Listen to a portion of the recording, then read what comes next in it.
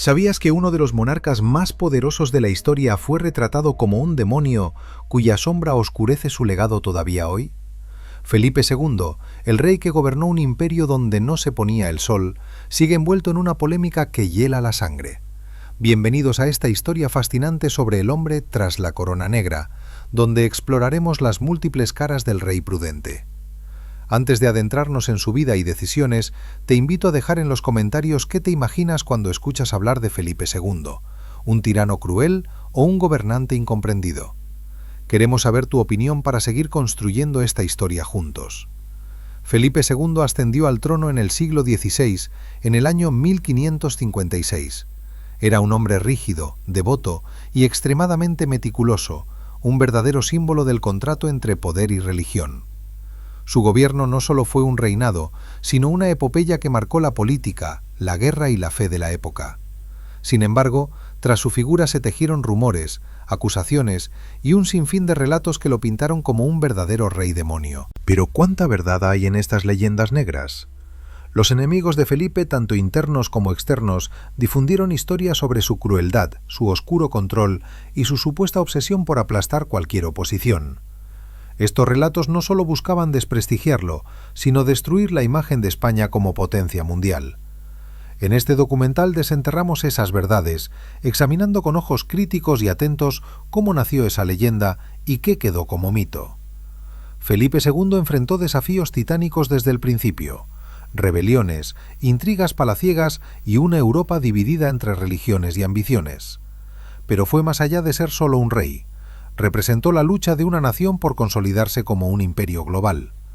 En el camino dejó una estela de controversias y sombras que hasta hoy despiertan debates. Prepárate para descubrir la historia detrás de la leyenda, para entender cómo un hombre pasó de ser un gobernante prudente a convertirse en el llamado rey demonio.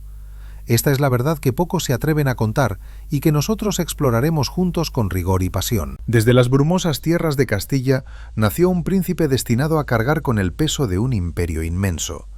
Un niño que el destino moldeó en las sombras de un palacio lleno de secretos y ambiciones desmedidas.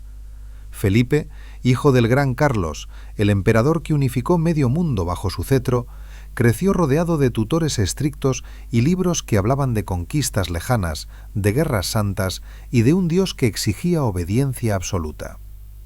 En aquellos años tempranos ya se vislumbraba en su mirada esa determinación fría que más tarde alimentaría las leyendas de un rey capaz de sacrificar todo por su visión de orden divino,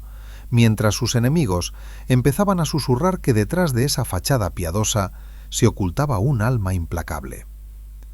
El joven Felipe viajó por Europa como un heredero en formación, aprendiendo los secretos del poder en las cortes de Italia y los Países Bajos, donde el aire estaba cargado de tensiones religiosas que pronto estallarían en llamas. Casado por primera vez con su prima María Manuela de Portugal, un enlace que prometía alianzas férreas, pero que terminó en tragedia con la muerte de ella, tras dar a luz a un heredero enfermizo, Carlos, cuyo destino trágico más tarde mancharía aún más la reputación de su padre.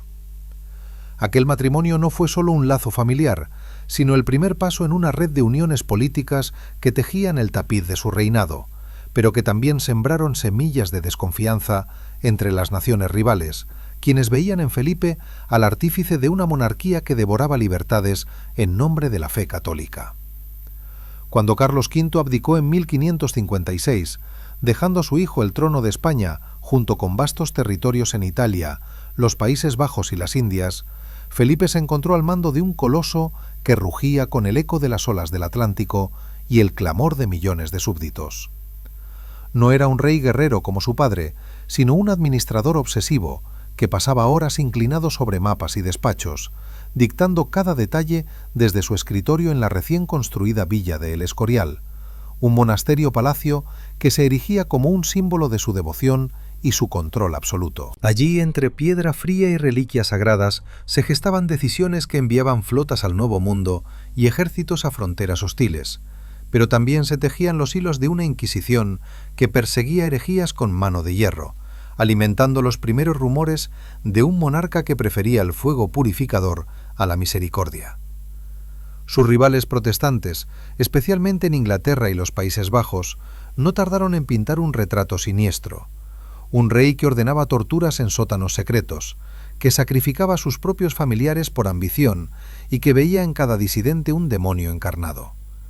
Estas calumnias cruzaban mares en panfletos impresos en Ámsterdam y Londres, donde autores como Guillermo de Orange lo describían como un tirano sediento de sangre, exagerando ejecuciones y revueltas para justificar sus propias rebeliones. Sin embargo, Felipe respondía con pragmatismo calculado, fortaleciendo la armada y aliándose con el Papa para contrarrestar la reforma, en una danza mortal donde cada movimiento suyo era interpretado como prueba de su supuesta maldad inherente. En medio de este torbellino, el rey enfrentó la primera gran prueba de su carácter con la muerte de su segunda esposa, María Tudor, la reina sangrienta de Inglaterra, quien había soñado con unir ambos reinos bajo la cruz católica. Su viudez lo dejó expuesto a nuevas intrigas matrimoniales, pero también profundizó su aislamiento emocional, un rasgo que sus detractores transformarían en la imagen de un hombre solitario y vengativo, capaz de envenenar rivales y aplastar sueños de libertad. Mientras las galeras españolas surcaban el Mediterráneo en busca de gloria, las sombras de la leyenda negra ya se alargaban, insinuando que el prudente no era más que un disfraz para el demonio que acechaba en su corazón.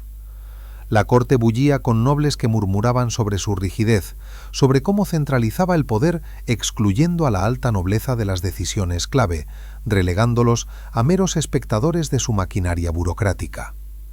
Felipe, con su famosa frase de que no había dejado de gobernar ni un solo día, supervisaba informes de virreyes en Nápoles y México, equilibrando tesoros americanos con deudas crecientes por guerras eternas. Pero en cada carta sellada con su puño y letra, sus enemigos leían intenciones ocultas, profecías de un reinado que arrastraría a Europa a la oscuridad, mientras él simplemente luchaba por mantener unido un imperio al borde del abismo. Pronto, las tensiones en los Países Bajos estallarían en una rebelión que pondría a prueba su paciencia legendaria,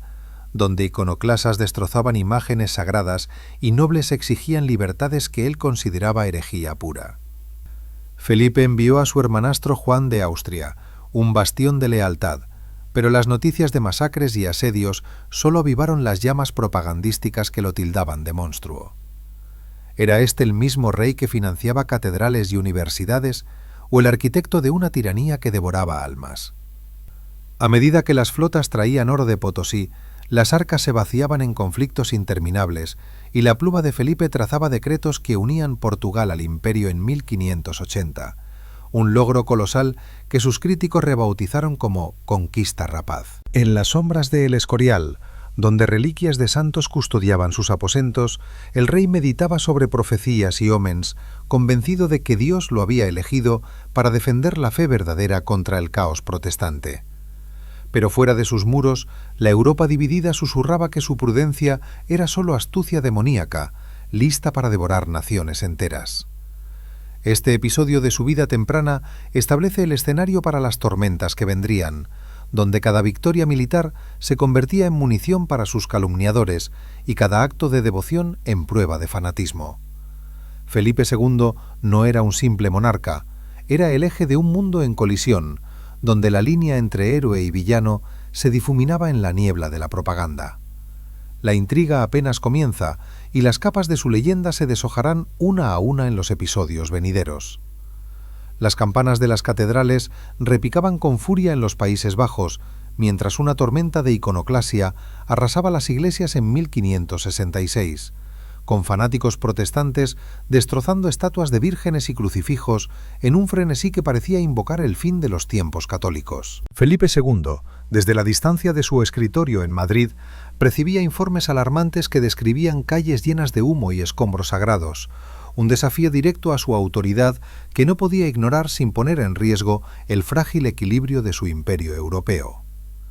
Envió al duque de Alba, un general de hierro conocido por su mano inexorable, para restaurar el orden, pero lo que siguió fue un torbellino de ejecuciones y consejos de sangre que sus enemigos transformaron en el epicentro de la leyenda negra, pintándolo como el orquestador de una carnicería sin precedentes. El duque de Alba llegó a Bruselas con un ejército disciplinado y estableció el Tribunal de Tumultos, un mecanismo judicial que juzgaba a rebeldes con rapidez letal, colgando a nobles y burgueses por igual en plazas públicas que olían a muerte y resentimiento. Felipe aprobó estas medidas con su habitual meticulosidad, convencido de que sólo el terror contenía la herejía que amenazaba con devorar sus provincias del norte. Pero las noticias de miles de cabezas rodando alimentaron panfletos en inglés y holandés que lo retrataban como un vampiro real, bebiendo la sangre de inocentes para saciar su sed de poder absoluto. Guillermo de Orange, el silencioso al principio pero rugiente después, se erigió en líder de la resistencia, publicando apócrifas cartas supuestamente firmadas por el rey que ordenaban genocidios, forjando así las primeras cadenas de la leyenda que lo demonizaba. Mientras Alba aplastaba focos rebeldes en una guerra de guerrillas que drenaba las arcas españolas, Felipe lidiaba con el vacío dejado por su tercer matrimonio fallido, la francesa Isabel de Valois, cuya muerte prematura en 1568 lo sumió en un duelo privado que sus cortesanos interpretaban como cálculo frío para alianzas futuras. Envió refuerzos navales para proteger convoyes de Flandes, pero cada galeón hundido por corsarios hugonotes era celebrado en París como victoria sobre el demonio español, extendiendo la propaganda que lo acusaba de envenenar a sus esposas y conspirar contra reinas protestantes. El rey, inmerso en misas diarias y confesiones exhaustivas, veía en estos reveses pruebas de una conspiración divina que exigía mayor vigilancia, ordenando a inquisidores rastrear luteranos en Sevilla y Valencia con la misma precisión que usaba para catalogar reliquias en el Escorial. La rebelión neerlandesa se enquistó como una herida supurante, con ciudades como Haarlem resistiendo asedios brutales donde hambre y cañones decidían destinos, y Felipe, al enterarse de las masacres mutuas, reforzó su creencia en la necesidad de un catolicismo monolítico para salvar almas errantes. Sus enemigos, desde la corte de Isabel de Inglaterra hasta impresores calvinistas en Ginebra, multiplicaban relatos de sótanos inquisitoriales llenos de gritos, exagerando autos de fe para crear la imagen de un monarca que sacrificaba súbditos en altares paganos disfrazados de cristianos. Sin embargo, en las cartas privadas del rey se revelaba un hombre atormentado por la distancia, delegando en gobernadores, pero revisando cada informe con obsesión, temiendo que la debilidad llevara al colapso de su visión universal. En 1572, la pacificación de Genoveva bajo Alba pareció un triunfo, pero el príncipe de Orange contraatacó con un ejército mercenario que obligó al duque a replegarse, dejando a Felipe ante la disyuntiva de enviar a su hermanastro bastardo, Juan de Austria, un héroe de Lepanto cuya juventud y carisma contrastaban con la rigidez del rey. Juan llegó con promesas de perdón, pero la desconfianza mutua estalló en tratados frágiles como el de Arras y Gante, donde nobles flamencos jugaban a dos bandas entre lealtad y traición. La propaganda inglesa, orquestada por maestros de la intriga como Francis Walsingham, inundaba Europa con grabados de Felipe como un ogro coronado, rodeado de hogueras y cadenas, consolidando la narrativa de un rey cuya prudencia era solo máscara para sadismo. Mientras tanto, en el sur, las Alpujarras ardían con el levantamiento morisco de 1568, donde antiguos musulmanes convertidos a la fuerza alzaron montañas contra el yugo cristiano, saqueando aldeas y invocando espíritus de un Al-Ándalus perdido.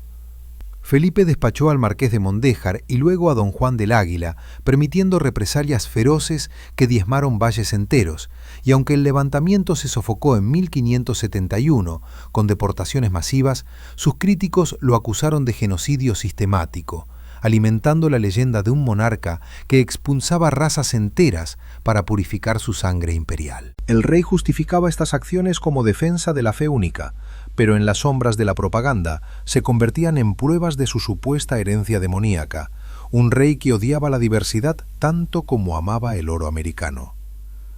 Juan de Austria, tras breves esperanzas de reconciliación, murió en 1576 en Namur, víctima de fiebres o quizás veneno, según los rumores que volvieron a señalar a Felipe como parricida de sus propios vástagos ilegítimos. El rey lloró en privado, pero nombró al archiduque Mateo para sucederlo, mientras la guerra se enquistaba en un ciclo de asedios y emboscadas que costaban millones de ducados traídos de Potosí. En Inglaterra, Isabel I financiaba a rebeldes holandeses con astucia mercantil, rechazando el noviazgo con Felipe que una vez se negoció, y convirtiendo cada revés español en himno a su virginidad protestante contra el lujurioso déspota católico. La corte de Madrid hervía con disensiones, donde secretarios como Antonio Pérez tramaban en las sombras, filtrando documentos que Alba usaba para purgas internas, y Felipe, al descubrir traiciones, ordenaba arrestos que sus enemigos exageraban como orgías de venganza. El Escorial se llenaba de ecos de plegarias por la unidad perdida, mientras flotas mediterráneas vigilaban turcos y berberiscos, recordando la gloria de Lepanto, pero anticipando desastres mayores. Cada decreto real, desde impuestos sobre la lana flamenca hasta monopolios comerciales, era torcido en panfletos como tiranía económica, pintando a Felipe como un usurero que exprimía provincias hasta la muerte. Esta fase de rebeliones múltiples tensó los hilos de su imperio como nunca, revelando grietas que la leyenda negra explotaría sin piedad, transformando decisiones pragmáticas en monstruosidades. Felipe persistía, catalogando mapas de Flandes junto a anatomías de santos, pero el mundo exterior ya lo veía no como prudente, sino como el arquitecto de un infierno terrenal. Las tormentas se avecinaban con mayor furia, prometiendo revelaciones que pondrían a prueba los límites de su leyenda y su legado eterno. El humo de las hogueras inquisitoriales aún flotaba en el aire de Flandes cuando un nuevo frente se abrió en el horizonte atlántico, donde la reina Isabel de Inglaterra emergía como una víbora astuta que picaba los talones del Imperio español con corsarios que saquearon galeones cargados de tesoros americanos. Felipe II, con su visión de un catolicismo unificado que abarcara desde Lisboa hasta las Indias, vio en la protestante Isabel no solo a una rival política, sino a una hereje que protegía a rebeldes holandeses y desafiaba la supremacía de su fe con una flota que danzaba sobre olas impredecibles. Envió emisarios secretos a su corte para proponer matrimonio en 1559, un lazo que uniría coronas y aplacaría guerras, pero ella jugó con la oferta como gato con ratón, retrasando respuestas mientras sus barcos ingleses hundían presas españolas en el canal, sembrando las primeras semillas de una venganza que la propaganda transformaría en cruzada demoníaca. Años después, con los Países Bajos en llamas y Drake asolando puertos en el Pacífico, Felipe acumuló agravios que justificaban una invasión divina, ordenando en 1588 la preparación de la Gran Armada, una flota colosal de 132 naves y casi 30.000 hombres que zarpó desde Lisboa bajo el mando del duque de Medina Sidonia, un noble leal pero marinero novato en mares traicioneros. Los ingleses, alertados por espías en la corte española, incendiaron barcos anclados en Cádiz un año antes, retrasando planes y avivando rumores de que el rey sacrificaba marinos inocentes en un ritual de conquista sangrienta, mientras panfletos londinenses lo caricaturizaban como un monje loco dirigiendo tormentas desde su celda en el Escorial. La armada navegó unida al principio, transportando tropas para unirse a Parma en Flandes, pero vientos furiosos y fuegos griegos ingleses en gravelinas dispersaron la formación, enviando galeones a costas irlandesas, donde supervivientes fueron masacrados por lugareños hostiles. Felipe recibió las noticias del desastre con estoicismo legendario, murmurando que no había sido un revés, sino un designio providencial que castigaba pecados del reino. Pero sus enemigos celebraron la derrota como el castigo divino al demonio español que pretendía someter naciones libres bajo yugo católico. La propaganda inglesa multiplicó el relato, exagerando pérdidas a 40.000 almas ahogadas y pintando al rey como un tirano incapaz de compasión, cuyo orgullo imperial arrastraba súbditos al abismo marino,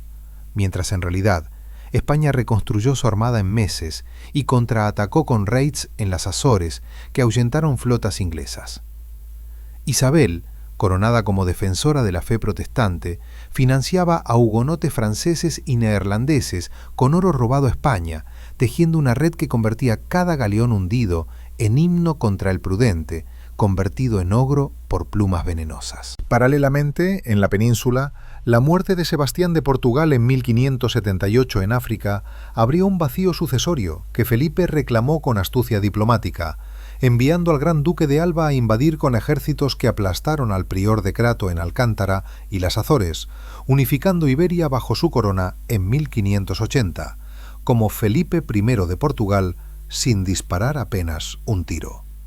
Este logro monumental, que extendía su imperio desde Manila hasta Río de la Plata, fue torcido por críticos como acto de usurpación rapaz, donde el rey demonio devoraba reinos hermanos para engordar su monstruo burocrático, ignorando que tratados y legados dinásticos respaldaban su derecho mientras arcas portuguesas aliviaban deudas españolas. En Lisboa, virreyes leales administraban colonias asiáticas y africanas, pero rumores de opresión fiscal avivaron la leyenda de un monarca que exprimía pueblos hasta la muerte para financiar guerras eternas. En Francia, las guerras de religión estallaban como volcanes, con Enrique de Navarra liderando hugonotes contra la Liga Católica que Felipe financiaba con millones de ducados para preservar el catolicismo galo, viendo en la masacre de San Bartolomé de 1572 una purga necesaria, aunque sangrienta, que sus aliados exageraron para horrorizar Europa. Secretarios como Antonio Pérez tramaban en sombras, huyendo tras el asesinato de Escobedo en 1579 y acusando al rey de conspiraciones palaciegas que alimentaron panfletos exiliados, pintándolo como parricida y manipulador de puñales en la noche. Felipe, desde su escritorio, juzgaba procesos con frialdad, ordenando ejecuciones que Pérez transformó en orgías de venganza real, extendiendo la sombra negra hasta cortes aliadas que susurraban sobre un soberano cuya piedad era hipocresía para encubrir sadismo. El Escorial bullía de actividad febril, con arquitectos finalizando la basílica donde reliquias de santos custodiaban aposentos reales, y Felipe pasaba horas catalogando manuscritos mientras galeras mediterráneas vigilaban berberiscos tras Lepanto. Sus médicos notaban gota y fiebre recurrentes, pero él persistía en vigilias nocturnas revisando informes de virreyes en México y Nápoles, equilibrando influxos de plata americana con bancarrotas que declaraba para reestructurar deudas con banqueros genoveses. Nobles portugueses murmuraban sobre centralización madrileña que marginaba sus cortes, y en Aragón, Antonio Pérez encontró refugio antes de ser extraditado en un tumulto que dejó calles empedradas de sangre, otro clavo en el ataúd de su reputación, donde la leyenda lo acusaba de sembrar discordia ibérica por puro capricho demoníaco. Mientras la guerra anglo-española se prolongaba con ataques ingleses a La Coruña en 1589 y Cádiz en 1596, Felipe respondía con contrainvasiones fallidas lideradas por Drake, muerto en venganza divina, manteniendo mares disputados donde cada naufragio era profetizado como juicio contra el rey hereje por protestantes. En los Países Bajos, el duque de Parma sitiaba Amberes en 1585 con diques que inundaban campos, una táctica brutal que salvó provincias leales, pero fue exagerada como diluvio bíblico ordenado por un monarca sádico que ahogaba súbditos rebeldes. Parma, héroe de Lepanto y unificador ibérico, murió agotado en 1593, dejando a Felipe ante sucesores menos capaces, mientras la independencia holandesa se fraguaba en tratados de paz parciales. La corte madrileña se llenaba de válidos como Cristóbal de Moura, que filtraban consejos, pero Felipe rechazaba delegar poder absoluto, gobernando con pluma temblorosa pese a enfermedades que lo postraban en camas empapadas de sudor. Inquisidores purgaron criptojudaizantes en Toledo con autos de fe que quemaban 50 herejes en 1596, actos de justicia eclesiástica que propaganda calvinista multiplicó por 10 para crear imágenes de España como horno infernal dirigido por su rey piadoso pero despiadado. En Indias, virreyes sofocaban revueltas indígenas en Perú con mano firme, enviando informes que Felipe anotaba con precisión, ignorando acusaciones de genocidio que pintaban su imperio como máquina devoradora de almas nativas. Esta era de armadas fracasadas y uniones forzadas tensó el tapiz imperial hasta el límite, donde cada triunfo portugués o victoria parcial en Flandes era opacado por desastres navales que la leyenda negra eternizó como pruebas irrefutables de la maldición sobre Felipe. Él meditaba en capillas solitarias, convencido de que Dios probaría su fe con reveses antes de la gloria final, pero Europa ya lo juzgaba no como prudente, sino como el rey cuya ambición desataba tormentas literales y metafóricas.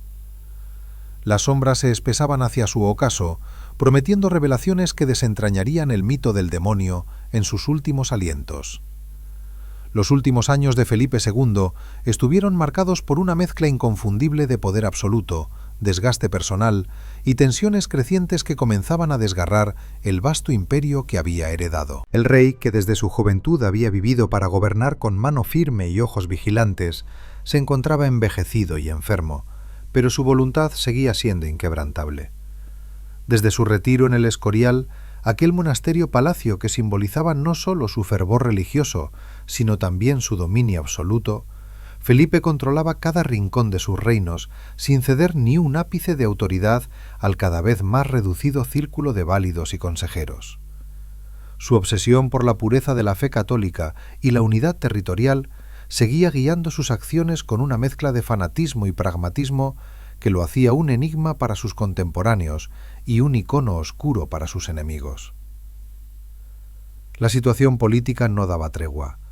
Las sombras de la rebelión neerlandesa persistían, y aunque con dureza militar el duque de Parma había recuperado muchas provincias, la independencia real de los Países Bajos parecía inevitable, alimentada tanto por razón como por la propaganda que convertía cada asesinato o juicio en un acto de tiranía universal. Además, los ataques ingleses en el mar y por tierra seguían asolando las costas españolas, golpeando la economía y sumiendo a la nación en una crisis financiera que Felipe intentaba paliar con medidas cada vez más estrictas y gravosas, sin lograr contener el viento implacable de la oposición y la decadencia. Su palacio era un hervidero de intrigas, donde Antonio Pérez y otros conspiradores tejían conspiraciones que tensaban aún más la cuerda de la estabilidad. A pesar de todo, Felipe consolidó la unificación de la península ibérica tras incorporar definitivamente Portugal a su corona, un hecho sin precedentes que lo elevó como el monarca más poderoso de su tiempo. Sin embargo, este acto imperial también trajo consigo resistencias internas y la necesidad de sofocar al separatismo con mano dura, especialmente en regiones como Aragón, donde las libertades tradicionales chocaban con la voluntad centralizadora del rey. La represión de los moriscos, tras su levantamiento en 1568, terminó de sellar una época marcada por la expulsión de comunidades enteras y la reconciliación forzada con una visión unidimensional del catolicismo que provocó no solo rebeliones, sino también un lento declive económico por la pérdida de población productiva. En el terreno personal, Felipe II vivió su retiro con un brillo apagado. Sus matrimonios, 5 en total, le dejaron con una herencia complicada, entre hijas y herederos que debían mantener la continuidad de un imperio amenazado por fuerzas externas e internas.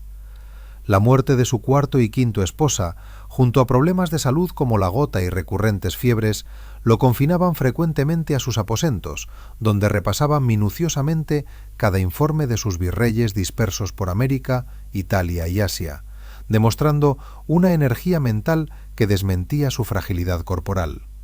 Aún así, era un hombre profundamente solitario, desconfiado y temeroso de las traiciones, lo que le llevaba a un régimen de espionaje intenso y un control riguroso sobre la nobleza y los funcionarios del reino. En 1598, cuando la muerte ya parecía acecharlo, Felipe II sintió el peso de su legado con un sentimiento mezclado de orgullo y amargura. Su reinado había sido testigo del cénit del poder español, de conquistas que extendieron su influencia a todos los continentes conocidos, y sin embargo, también del inicio de un lento pero inexorable declive, prendido por las llamas de guerras interminables, rebeldías y leyendas negras que lo pintaban como el rey demonio. Murió el 13 de septiembre, dejando un reino inmenso pero cansado, un imperio que sus enemigos prometían derribar, y su posteridad debatiría entre la figura de un tirano o la de un monarca visionario, más humano de lo que la leyenda permitía reconocer. Este episodio final no solo revela al hombre detrás de la corona, sino también el entramado complejo de política, religión, guerra y propaganda que construyó la leyenda negra.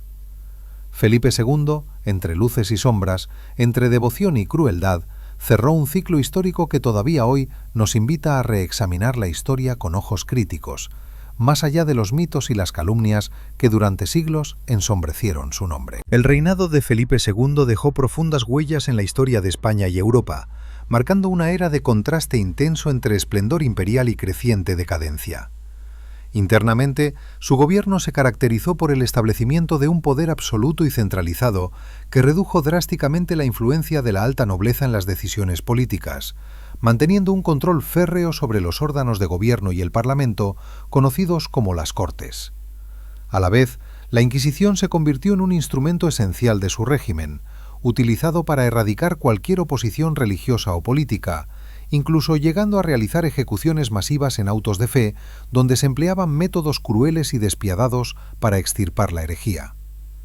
Felipe II prohibió a los españoles estudiar en el extranjero y restringió severamente la circulación de literatura teológica, intentando aislar al reino del contagio protestante. Este clima autoritario fomentó el miedo y la desconfianza en la sociedad española, contribuyendo a su aislamiento cultural y político. En la península, la cuestión de los moriscos, musulmanes convertidos forzadamente al cristianismo, representó un grave conflicto social y económico. Su levantamiento en 1568 fue aplastado con brutalidad por las tropas enviadas por Felipe, que permitió saqueos y masacres, y finalmente ordenó la expulsión masiva de estas comunidades, muchas de las cuales fueron vendidas como esclavas o desplazadas a regiones remotas. Estas medidas, aunque consideradas victorias en la corte, tuvieron consecuencias desastrosas para la economía española, ya que la expulsión de estos pobladores afectó la agricultura y el comercio, sumiendo al país en un proceso de empobrecimiento gradual que comenzó a notarse ya durante el siglo XVI. La política económica de Felipe también fue fuente de tensión. La imposición de altos impuestos y la monopolización del comercio con las colonias americanas crearon un marco riguroso y muchas veces asfixiante para los comerciantes y artesanos,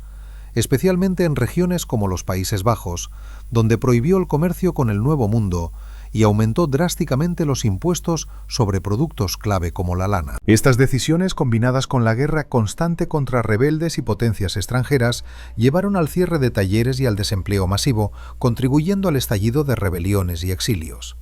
La opulencia exhibida en la corte contrastaba fuertemente con la realidad social de una población que sufría las consecuencias de un Estado cada vez más rígido y centralizador.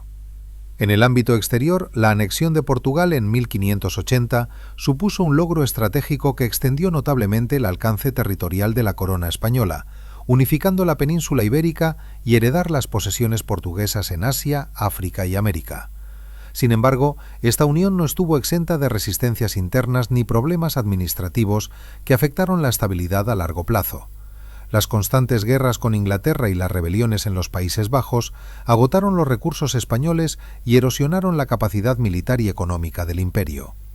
Los fracasos en la guerra naval, especialmente la derrota de la Armada Invencible en 1588, no solo supusieron un golpe militar, sino también un impacto simbólico que minó el aura de invencibilidad que Felipe había cultivado. En resumen, el reinado de Felipe II fue una etapa de esplendor imperial, plasmado en grandes conquistas y un aumento del dominio territorial, pero también de severas políticas autoritarias, represión religiosa, tensiones sociales y económicas y desafíos militares que marcaron el inicio del declive gradual de la hegemonía española en Europa.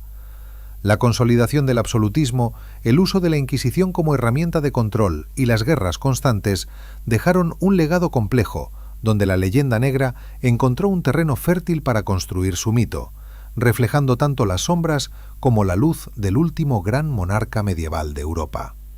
La leyenda negra que envolvió a Felipe II no surgió de la nada, sino que fue meticulosamente tejida por sus enemigos políticos y religiosos en un esfuerzo propagandístico que transformó hechos reales en monstruosidades exageradas destinadas a deslegitimar el poder español en Europa. Desde las imprentas de Ámsterdam y Londres hasta las cortes protestantes de Alemania y los salones hugonotes de París,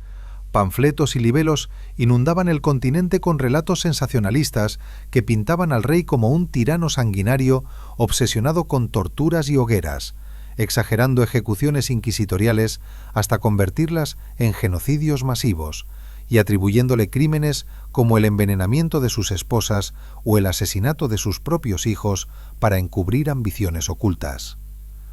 Autores como Guillermo de Orange en su Apología y el holandés Antonio del Corro publicaban supuestas cartas reales ordenando masacres en Flandes, documentos falsos que circularon como verdades reveladas y que alimentaron una narrativa donde Felipe aparecía no como un monarca católico defensivo, sino como un demonio encarnado que sacrificaba almas en altares de poder absoluto. Esta campaña sistemática tuvo raíces profundas en la rivalidad religiosa desatada por la Reforma protestante, donde España se erigía como baluarte del catolicismo y Felipe como su paladín implacable, financiando la contrarreforma con millones de ducados, mientras sus rivales veían en cada auto de fe una prueba de barbarie medieval opuesta al progreso ilustrado que pretendían encarnar.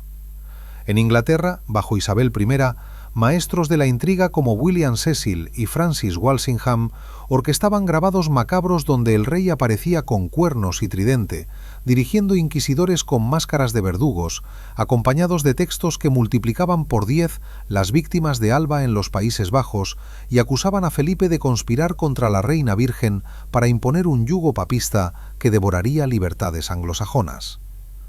Estos libelos cruzaban el canal en barcazas comerciales y se leían en tabernas de Plymouth, donde marineros como Francis Drake juraban venganza contra el demonio español que hundía a sus presas en nombre de una fe fanática. Holandeses calvinistas contribuyeron con voracidad al mito, publicando en Leiden y Utrecht crónicas apócrifas del Tribunal de Tumultos, donde Alba ejecutaba a miles en un solo día,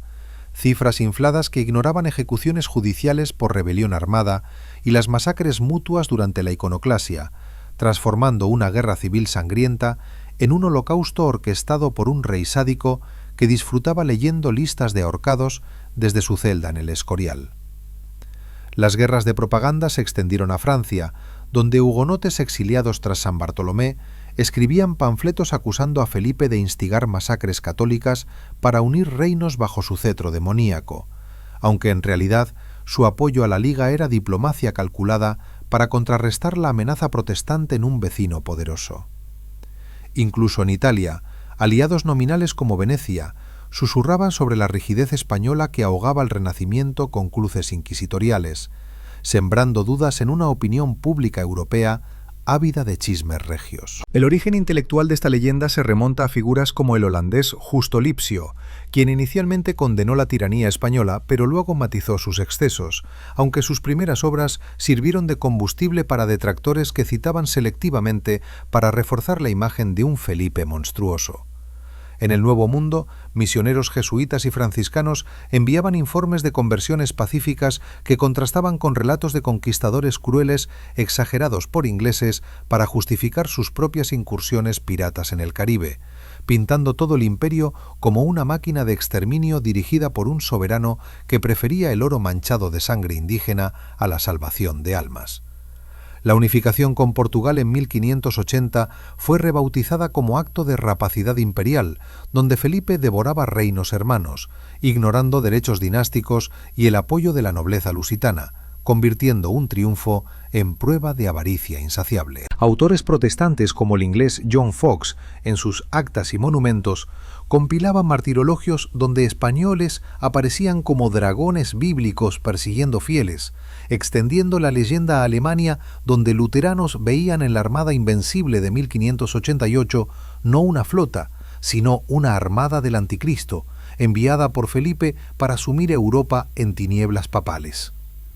Estos textos se traducían al latín y holandés, circulando en universidades de Heidelberg y Basilea, donde estudiantes memorizaban anécdotas de torturas en sótanos madrileños que nunca existieron, forjando generaciones educadas en el odio a la España negra. Felipe respondía indirectamente fortaleciendo academias como la de Historia en el Escorial y protegiendo cronistas leales, pero la velocidad de la imprenta protestante superaba sus esfuerzos, dejando un legado tóxico que perduraría siglos. En las cortes otomanas y francesas, espías multiplicaban rumores de que el rey sacrificaba niños moriscos en rituales secretos para invocar tormentas contra Inglaterra, mezclando miedos medievales con política contemporánea para aislar diplomáticamente a España. Nobles exiliados como Antonio Pérez, tras su fuga en 1590, publicaban memorias venenosas desde París acusando a Felipe de parricidios y orgías palaciegas, textos que Enrique IV de Francia distribuía para justificar su conversión y alianzas antihabsburguesas. Esta maraña de falsedades no solo debilitó la posición española, sino que creó un arquetipo cultural del español cruel que influiría en literatura posterior,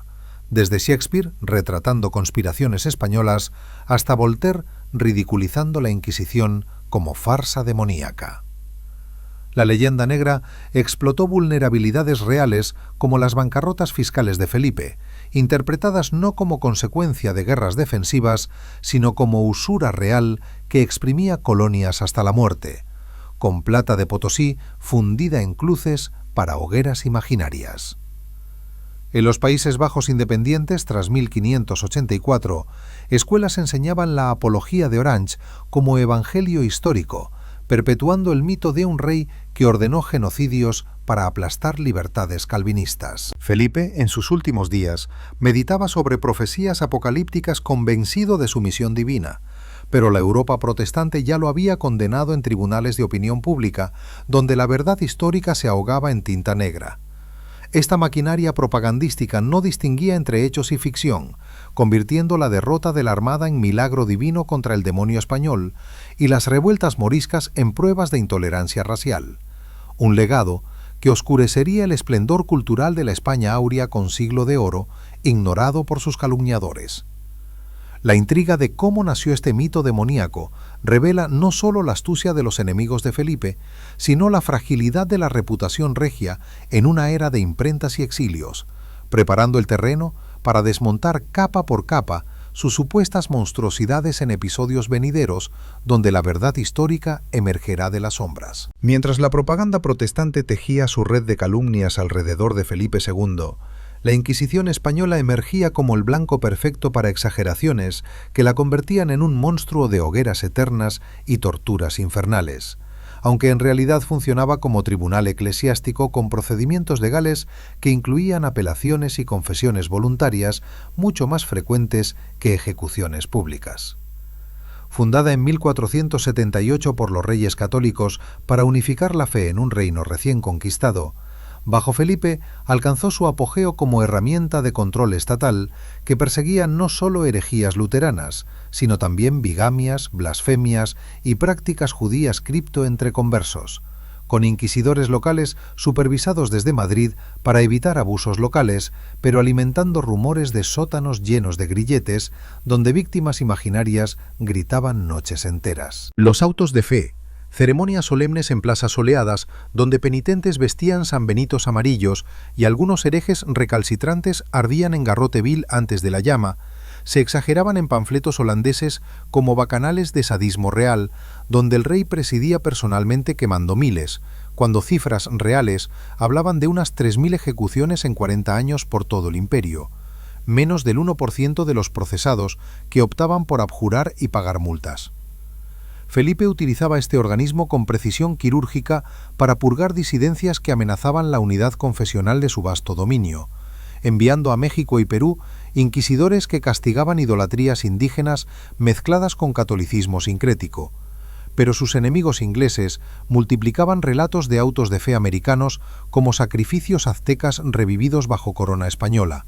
ignorando que misioneros franciscanos bautizaban millones y construían catedrales sobre templos paganos con métodos pacíficos en su mayoría. En Sevilla, foco de luteranos importados por mercaderes flamencos, procesaron a cientos en 1560, confiscando bienes que engrosaban arcas reales para guerras santas, pero propaganda calvinista transformaba confiscaciones legales en robos sistemáticos de viudas y huérfanos, pintando al rey como un leviatán que devoraba fortunas para financiar armadas demoníacas. La realidad mostraba índices de reincidencia bajos gracias a vigilancia comunitaria y predicadores dominicos que convencían más que torturaban, pero la imagen negra perduraba en grabados donde inquisidores con capuchas arrastraban nobles a mazmorras que rara vez existían fuera de calabozos temporales. En los Países Bajos, la introducción de la Inquisición española en 1560 provocó la iconoclasia como reacción violenta, con calvinistas destrozando altares en Gante y Amberes, mientras Alba respondía con consejos de sangre que ejecutaban a líderes por sedición armada, no solo herejía, cifras infladas a decenas de miles por cronistas rebeldes que omitían ahorcamientos mutuos durante revueltas. Felipe veía en estos tribunales la defensa última contra un protestantismo que despedazaba su imperio desde dentro, ordenando moderación tras excesos iniciales, pero delegando en virreyes leales que priorizaban orden público sobre piedad excesiva, lo que sus detractores torcían en prueba de un monarca indiferente al sufrimiento humano. En Aragón, la persecución de Antonio Pérez involucró inquisidores locales contra privilegios forales, culminando en tumultos de 1590, donde turbas mataron al Justicia, permitiendo a Felipe reformar fueros sin sangre masiva, pero ganando fama de destructor de libertades ancestrales. La leyenda exageraba métodos como el potro o la toca hasta convertirlos en norma diaria, cuando se usaban solo en casos resistentes y con límites eclesiásticos que prohibían muerte bajo tormento, contrastando con ejecuciones sumarias protestantes en Ginebra bajo Calvino o hogueras hugonotes en Francia. Felipe financiaba teólogos como Fray Luis de Granada para contrarrestar propaganda con tratados que defendían la Inquisición como misericordia que salvaba almas del infierno eterno, pero imprentas londinenses producían volúmenes masivos de horrores ficticios que llegaban a tabernas de Lisboa disfrazados de romance negro. En Italia, virreyes napolitanos usaban variantes locales contra brujas y sodomitas, medidas sanitarias disfrazadas de purga herética que propaganda veneciana atribuía al rey español como exportador de fanatismo ibérico. Internamente, la Inquisición censuraba libros protestantes en frontera pirenaica, quemando Biblias de Lutero, pero permitiendo Erasmo y humanistas tolerados, protegiendo un siglo de oro con Cervantes y Lope de Vega que florecía pese a índices, aunque críticos lo veían como estéril por ausencia de voces disidentes. Felipe asistía a autos menores en Valladolid, impresionando cortesanos con piedad estoica más que deleite sádico, pero exiliados, como el humanista Antonio de Nebrija, filtraban anécdotas distorsionadas a París, donde se convertían en evangelio antiespañol. Esta institución, vital para cohesión imperial en era confesional, se convertía en el corazón latiendo de la leyenda negra, donde cada San Benito era cuerno demoníaco y cada relajado al brazo secular prueba de un rey cuya prudencia ocultaba hogueras internas. La complejidad de su uso revelaba no monstruosidad, sino estrategia de supervivencia en mundo dividido por credos en guerra, donde España soportaba sola el peso católico contra coaliciones protestantes. Inquisidores como el gran inquisidor Niño de Guevara, retratado por el Greco, encarnaban rigor dominico, pero víctimas reales eran minoría frente a reconciliados que volvían a misa con flagelos simbólicos.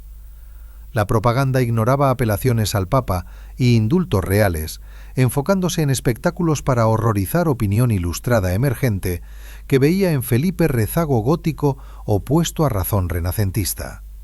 Así, la Inquisición pasaba de baluarte a espantajo, alimentando mito eterno que oscurecía reformas administrativas y culturales del prudente. En América, procesos contra encomenderos abusivos protegían indígenas más que oprimían, con las casas defendiendo derechos nativos en consejos indianos presididos por Felipe, pero ingleses pirateando informes falsificaban masacres para justificar colonias caribeñas.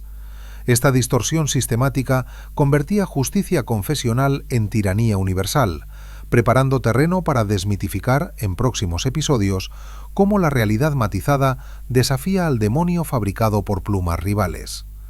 Las llamas de la leyenda ardían altas, pero la verdad histórica aguardaba su turno para iluminar sombras. La política exterior de Felipe II se desplegó como una red ambiciosa destinada a defender la fe católica y consolidar la hegemonía española en un continente agitado por guerras religiosas y ambiciones imperiales que ponían a prueba cada fibra de su determinación inquebrantable. Desde el primer momento de su reinado, el rey identificó a la creciente amenaza otomana como un peligro existencial para el Mediterráneo cristiano, organizando en 1561 la Santa Liga con Venecia y el Papado bajo el mando de su hermanastro Juan de Austria, cuya flota aplastante destrozó a los turcos en Lepanto el 7 de octubre de 1571, en una batalla naval que salpicó el mar de sangre infiel y elevó el prestigio español a cimas legendarias, aunque no logró expulsarlos definitivamente de Chipre ni Túnez. Esta victoria resonó en cortes europeales como eco de cruzadas renacidas, pero Felipe, pragmático hasta la médula, reconstruyó galeras perdidas mientras corsarios berberiscos seguían asaltando costas andaluzas, obligándolo a vigilias eternas sobre mapas que trazaban rutas de convoyes desde Argel hasta Malta, donde cada galeón representaba no solo poderío, sino supervivencia ante un enemigo que juraba venganza eterna. En paralelo, los Países Bajos se convirtieron en el talón de Aquiles de su imperio europeo, donde nobles flamencos y calvinistas radicales desafiaban su autoridad centralizadora con peticiones de libertades forales que él interpretaba como puertas abiertas a la herejía luterana infiltrada desde Alemania. Envió al duque de Alba en 1567 para imponer orden con un consejo de tumores que juzgaba sediciones armadas, pero la iconoclasia de 1566, que destrozó altares en Amberes y Bruselas, provocó un ciclo de represalias, donde Parma sitiaba ciudades rebeldes con diques ingeniosos que inundaban campos fértiles, recuperando el sur católico, mientras el norte declaraba independencia en 1581. Bajo Guillermo de Orange, asesinado en 1584 por un fanático realista. Felipe persistía con refuerzos constantes pese a bancarrotas fiscales que declaraba en 1575 y 1577, equilibrando plata americana con deudas genovesas en una guerra de desgaste que sus enemigos propagandísticos convertían en genocidio flamenco, aunque cifras reales hablaban de combates equilibrados con masacres mutuas. Francia representaba otro tablero de ajedrez mortal, donde guerras de religión entre hugonotes y la Liga Católica alineaban a Felipe con los Guisa contra Enrique de Navarra, enviando en 1589 tropas a París que sitiaban la ciudad durante la Jornada de Arques, donde el futuro Enrique IV maniobraba con astucia bearnesa. Apoyó la masacre de San Bartolomé en 1572 como purga necesaria, aunque sangrienta, que estabilizaba fronteras pirenaicas, financiando con millones de ducados mercenarios que desembarcaban en Normandía y Languedoc para aplastar enclaves protestantes, mientras diplomacia papal buscaba coronar un rey católico en el Louvre. Esta intervención prolongada drenaba arcas, pero preservaba un vecino católico contra coaliciones antihabsburguesas, culminando en Vervins en 1598 con paces que liberaban manos españolas para frentes atlánticos, aunque Enrique se convertía oportunistamente en 1593 para heredar un trono dividido. Inglaterra emergía como el enemigo naval definitivo, con Isabel I protegiendo rebeldes holandeses y autorizando a Drake y Hawkins a saquear galeones en Cádiz y las Indias Occidentales, donde el pirata inglés capturó la flota de plata en San Juan de Ulúa en 1568. Agravios que Felipe acumulaba como coronas de espinas para justificar la Gran Armada de 1588, lanzada contra una herejía que ejecutaba católicos como Campion en Tyburn. Negociaciones matrimoniales fallidas desde 1559. Se torcían en propaganda donde la reina virgen se erigía como baluarte protestante contra el déspota español, culminando en fuegos griegos en Gravelinas que dispersaron la flota en tormentas providenciales que Felipe aceptaba como designio divino, mientras reconstruía astilleros en Santander para raids en las Azores que hundían naves inglesas en 1591. Esta guerra sin cuartel convertía océanos en campos de batalla, donde cada convoy americano era presa disputada por galeras reales y corsarios de Plymouth. La Unión Ibérica, de 1580 con Portugal, tras la muerte sin herederos de Sebastián en Alcázarquivir, ampliaba dominios desde Brasil hasta Macao, incorporando rutas asiáticas que virreyes de Goa defendían contra holandeses y portugueses rebeldes, aunque resistencias en las Azores requerían intervenciones como la de Santa Cruz, que sofocaba separatistas con cañones y promesas de fueros respetados. Felipe gobernaba desde Lisboa con cortes separadas para calmar nobleza lusitana, unificando penínsulas sin conquista sangrienta que propaganda francesa rebautizaba como anexión rapaz, ignorando legitimidad dinástica avalada por el Papa. En Italia, virreyes de Nápoles y Milán repelían incursiones otomanas, mientras subsidios a Piamonte contrarrestaban franceses en Saboya, manteniendo el guantelete italiano como barrera contra invasiones transalpinas. Esta maraña de alianzas y confrontaciones tejía un imperio donde Felipe equilibraba cruzadas mediterráneas con guerras atlánticas, delegando en válidos como Gran Vela, pero revisando despachos con obsesión que agotaba cuerpos pero preservaba unidad católica en era de reformas. Enemigos coaligaban en ligas aragonesas contra Habsburgo, pero él respondía con paces calculadas, como Cató-Cambresís en 1559, que sellaban paces con Francia antes de estallar en Flandes. Plata de Potosí financiaba esta epopeya, aunque inflación galopante y monopolios comerciales asfixiaban súbditos, preparando declive que Leyenda Negra atribuía a tiranía en vez de ambición visionaria. Cada expedición desde Lepanto hasta las Indias reflejaba convicción mesiánica de Felipe como azote de herejes elegido por Dios, contrastando con Realpolitik, que negociaba con sultanes marroquíes y toleraba judíos portugueses para comercio africano. Propaganda protestante torcía estas complejidades en fanatismo ciego, pero Realidad mostraba maniobras maestras que posponían colapsos hasta su muerte, dejando un legado de mares disputados y fronteras tensas donde España aún rugía como león herido. Las intrigas diplomáticas se entretejían con batallas navales en tapiz que definía su prudencia como sinónimo de tenacidad implacable, preparando clímax donde mito demoníaco chocaría con verdades imperiales en el episodio final de esta saga histórica.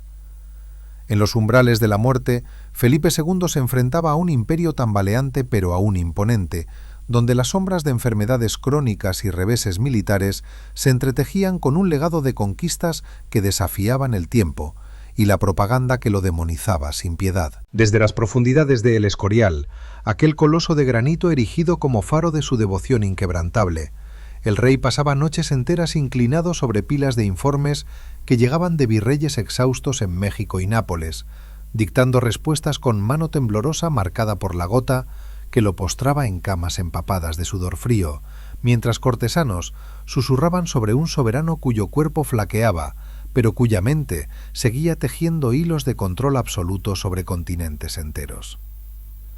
En 1596, cuando corsarios ingleses liderados por Essex asaltaron Cádiz incendiando almacenes de vino y dejando calles humeantes, Felipe ordenó represalias inmediatas que enviaban galeras a las Azores, donde emboscaron la flota de Drake, matando al pirata en venganza providencial que él interpretaba como juicio divino contra herejes que saqueaban convoyes americanos cargados de plata potosina, esencial para sostener guerras eternas. Sus últimos años estuvieron salpicados de tragedias familiares que avivaron rumores palaciegos de maldiciones hereditarias, con la muerte de su hija Catalina Micaela en Saboya y el deterioro de su heredero Felipe III, un joven apocado educado en aislamiento monástico que contrastaba con la rigidez paterna, pero heredaba un trono minado por deudas colosales acumuladas en bancarrotas declaradas 4 veces para renegociar con genoveses mientras inflación galopante devoraba salarios de jornaleros en Castilla. En Portugal, virreyes sofocaban motines en Goa y Luanda, donde holandeses emergentes disputaban rutas asiáticas, obligando a Felipe a despachar refuerzos que cruzaban océanos en flotas escoltadas por galeones blindados, aunque tormentas atlánticas hundían presas valiosas, avivando acusaciones de tiranía económica que exprimía colonias indígenas hasta la extenuación. Nobles aragoneses, aún resentidos por la extradición de Antonio Pérez en 1590, tramaban en Zaragoza contra fueros ancestrales que el rey reformaba con tropas castellanas, ejecutando al justicia en tumultos sangrientos que propaganda francesa convertía en masacres sistemáticas, aunque cifras reales hablaban de decenas caídas en defensa de unidad peninsular. En Francia, la paz de Vervins, firmada en 1598, liberaba fronteras pirenaicas tras sitio fallido a Amiens, donde Enrique IV maniobraba con conversión oportunista que Felipe aceptaba con pragmatismo estoico,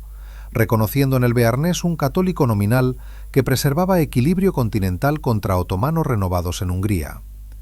Mientras tanto, en los Países Bajos, Mauricio de Nassau sitiaba Breda en 1597 con hambre que rendía plazas sureñas leales, pero consolidaba república calvinista en el norte, drenando arcas españolas con subsidios que el rey aprobaba pese a tesorería vacía, donde virreyes flamencos suplicaban treguas que Felipe rechazaba por principio de fe innegociable. Inquisidores culminaban purgas en Lima contra chamanes incas sincréticos, enviando informes de conversiones masivas que contrastaban con relatos ingleses de genocidios americanos, donde encomenderos abusivos eran juzgados en audiencias indias presididas por su pluma remota. El Escorial se convertía en mausoleo viviente, donde reliquias de 7.000 santos custodiaban aposentos reales llenos de relojes que marcaban horas de oración y despacho, con arquitectos como Juan de Herrera finalizando panteones que albergaban generaciones habsbúrgicas en un ritual de continuidad dinástica que propaganda protestante ridiculizaba, como necrópolis pagana erigida con sangre morisca. Felipe confesaba diariamente pecados imaginarios a dominicos leales, temiendo juicio divino por tolerancias pasadas, como judíos portugueses en Oporto, que financiaban comercio africano, mientras médicos portugueses recetaban aguas termales en la Fadrique, que aliviaban fiebres tercianas, pero no gangrena ascendente en piernas hinchadas. Cortesanos notaban su piedad extrema en vigilias donde rezaba por almas de rebeldes holandeses, convencido de que Dios probaba su prudencia con reveses antes de gloria eterna, aunque Europa celebraba su debilidad como ocaso del demonio español. En septiembre de 1598, con fiebres que lo consumían en aposentos perfumados de incienso, Felipe dictó testamento reconociendo a Felipe III como sucesor y aconsejando moderación en Flandes, aunque persistencia católica, murmurando frases como no haber dejado de gobernar ni un día en 42 años de cetro, que abarcó desde Lepanto hasta Potosí.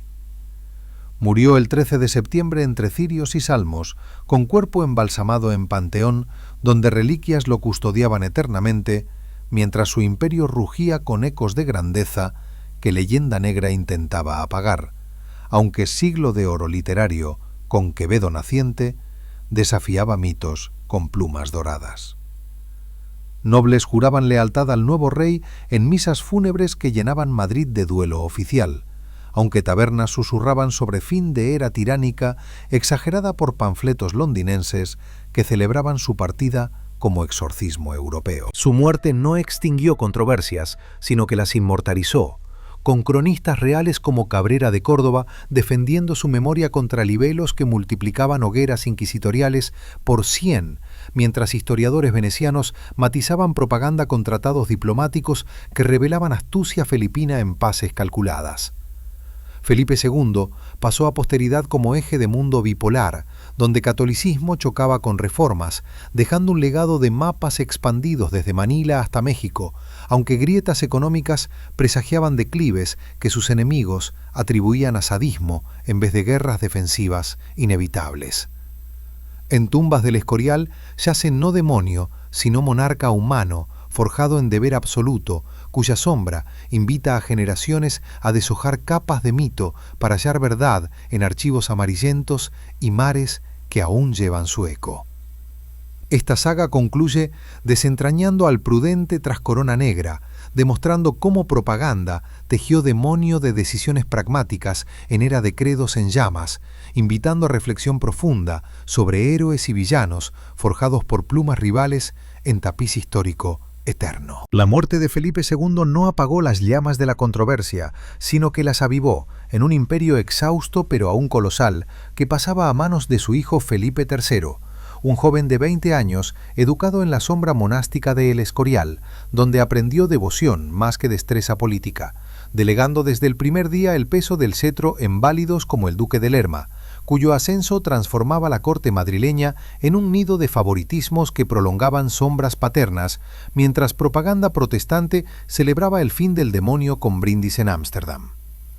Felipe III heredaba un reino donde arcas vacías por guerras flamencas y armadas atlánticas exigían paces desesperadas, firmando en 1604 el Tratado de Londres con Inglaterra, que silenciaba cañones ingleses en Cádiz a cambio de comercio libre, aunque corsarios como Raleigh seguían acechando galeones americanos, aliviando tensiones navales, pero no borrando agravios acumulados desde Drake, que sus enemigos usaban para perpetuar mitos de tiranía habsbúrgica. Lerma, maestro de intrigas palaciegas, impulsaba esta Pax Hispánica extendiéndola a la tregua de los 12 años con las Provincias Unidas en 1609, que liberaba a Flandes del sangriento abrazo español, permitiendo subsidios holandeses a Mauricio de Nassau, aunque calvinistas independientes celebraban independencia como victoria sobre el yugo demoníaco de Felipe II, cuya leyenda se proyectaba ahora sobre su sucesor piadoso pero ausente.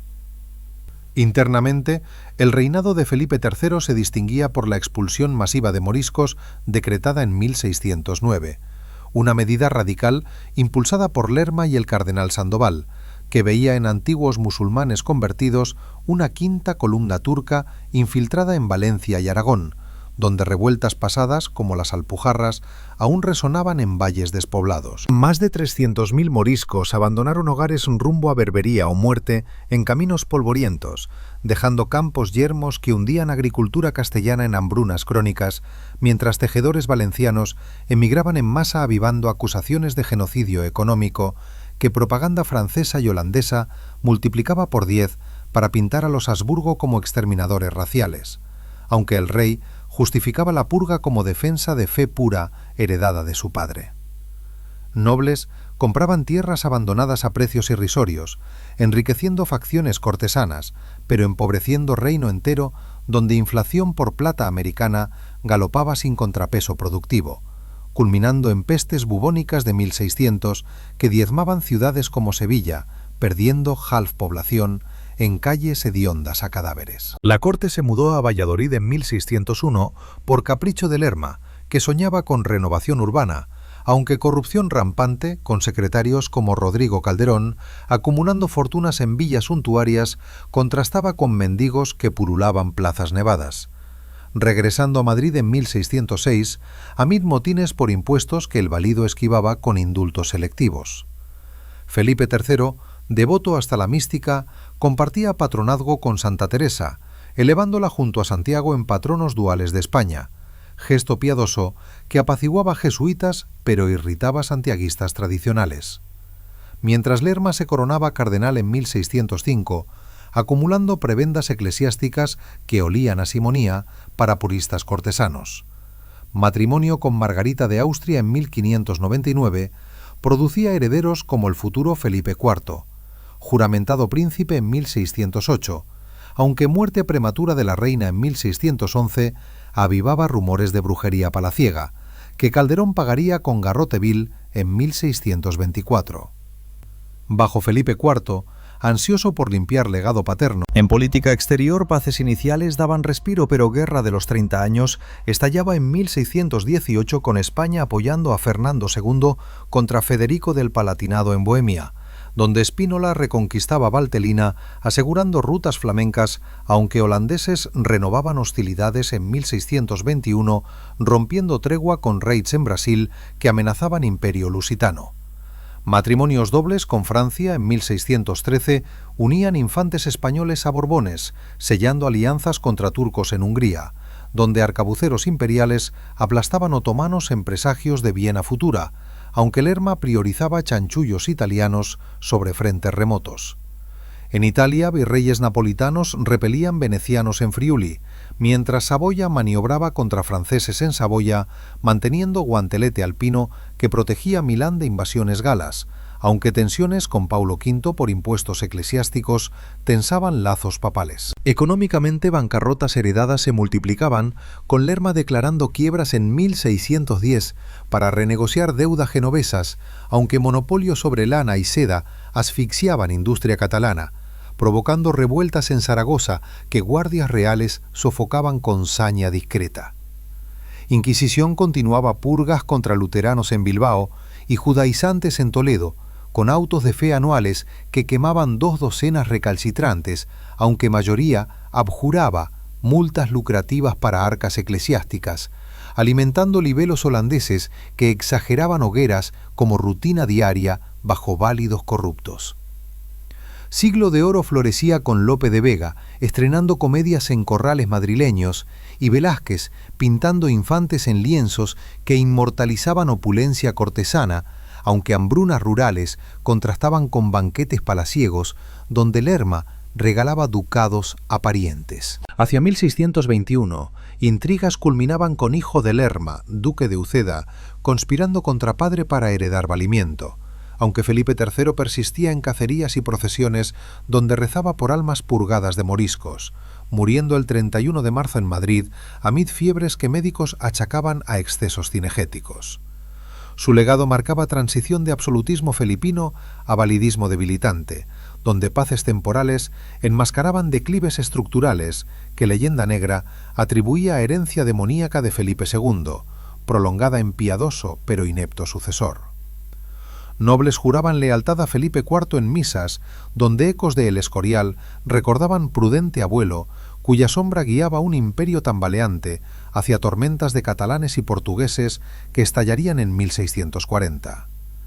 Esta continuación desentraña cómo Leyenda de Felipe II permeó reinado filial, transformando decisiones pragmáticas en pruebas de decadencia dinástica, donde válidos tejían redes que enredaban corona en chismes eternos, invitando a examinar con lupa archivos que revelan complejidades más allá de mitos negros forjados en imprentas rivales. El demonio palidecía, pero su eco resonaba en salones donde futuros reyes meditaban legados entre luces doradas y sombras alargadas de imperio eterno.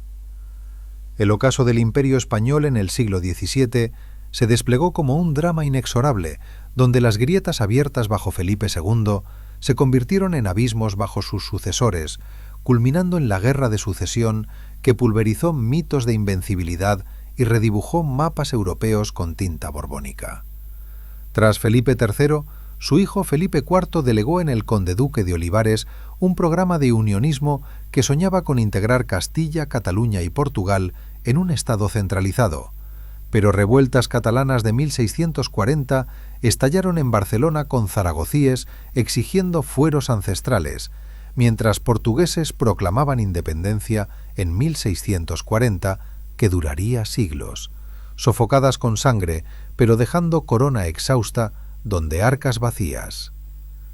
Por 30 años guerra drenaban subsidios a Habsburgo, alemanes contra suecos y franceses, en Rocroi 1643, donde Duque de Enghien destrozó tercios invictos, simbolizando fin de supremacía hispánica. La Leyenda Negra, alimentada por panfletos holandeses e ingleses, transformaba estos reveses en castigo divino al demonio felipino, cuya sombra prolongaba tiranía en válidos corruptos que exprimían colonias americanas con quintos reales que inflamaban revueltas indígenas en Potosí y Quito. Bajo Carlos II, último Austria, el imperio se desangraba en esterilidad dinástica, donde reina Mariana y bastardos como don Juan José intrigaban en palacios madrileños, mientras Francia de Luis XIV asediaba Flandes y el Rin, firmando Nimega 1678, paces humillantes que cedían Franche-Comté, aunque corsarios ingleses capturaban galeones en Vigo 1697, hundiendo plata que financiaba hogueras inquisitoriales, ahora vistas como rezagos medievales por ilustrados europeos. Demográficamente, Castilla perdió cuarto población por pestes, expulsiones moriscas y emigración a Indias, donde virreyes sofocaban cacicazgos indígenas con mano floja, mientras inflación por metales preciosos devoraba jornales campesinos, dejando campos incultos y manufacturas catalanas asfixiadas por monopolios castellanos, que propaganda francesa ridiculizaba como usura imperial. Portugal, tras 12 años de independencia, aliaba con holandeses saqueando Ceilán y Pernambuco, robando rutas lusas que Felipe II unificara, extendiendo leyenda de rapacidad habsbúrgica a válidos que negociaban paces desesperadas con turcos en Candía, 1669.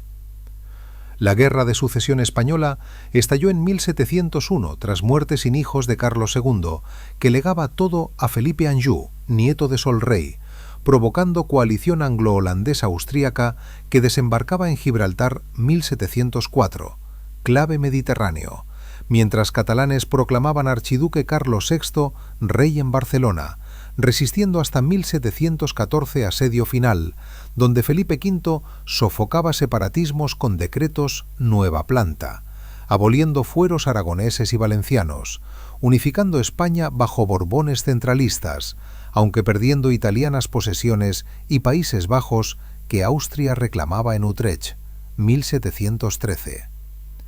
Paces donde Inglaterra ganaba Menorca y comercio asientista en América, socavando monopolio gaditano. Francia, exhausta por Malplaquet y Denain, veía fin sueños luisescos, aunque preservaba a Felipe trono, con renuncia trono francés, redibujando Europa, donde España pasaba de hegemonía a potencia secundaria, con Portugal independiente y Gibraltar británico, eterno recordatorio de ubris imperial.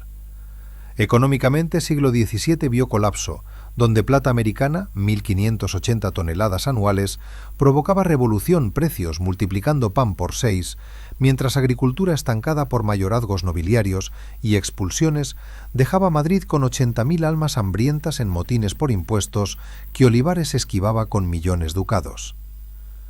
Siglo, oro cultural con Calderón y Zurbarán, contrastaba miseria rural, donde hidalgos ociosos pululaban cortijos improductivos, exportando lana bruta a Inglaterra, que manufacturaba telas rivales inundando Sevilla con tejidos flamencos. Ciclo vicioso que ilustrados como jovellanos denunciarían reformando latifundios en 18. Inquisición, baluarte filipino, purgas judaizantes en Mallorca 1770, pero perdía vigor ante jesuitas expulsados 1767 por Carlos III bajo motín Esquilache,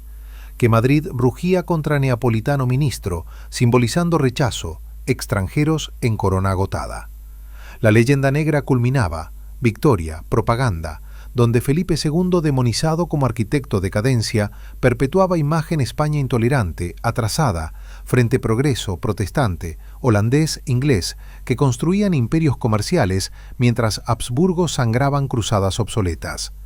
Realidad matizada revelaba imperio sobreextendido, sosteniendo catolicismo Europa, contra otomanos, luteranos coaligados, agotado guerras defensivas inevitables en era confesional, donde Lepanto y unificación ibérica brillaban peces sombras bancarrotas y revueltas.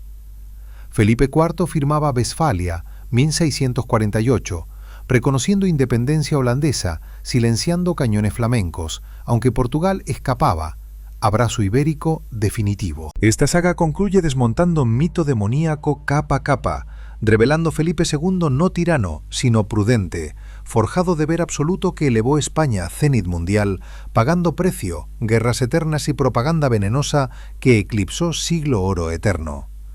Imperio cayó, no maldición, sino agotamiento estructural, donde válidos, revueltas y rivales coaligados erosionaron coloso arcillapiés, legando reflexión, héroes históricos juzgados, plumas contemporáneas que tejen leyendas negras perdurables, invitando espectadores repensar sombras luces, pasado con ojos críticos, más allá calumnias seculares. Fin serie, historia continúa, mares eternos.